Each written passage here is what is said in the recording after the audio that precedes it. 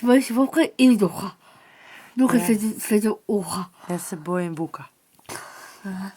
A duhac se Ja ne da bojim. mi pričati kako je meni u životu. Kako? Jako loše.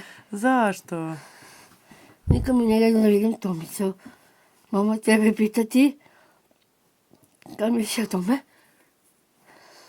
O čemu? O tome što ne možeš vidjeti Tomicu? Upravo tako.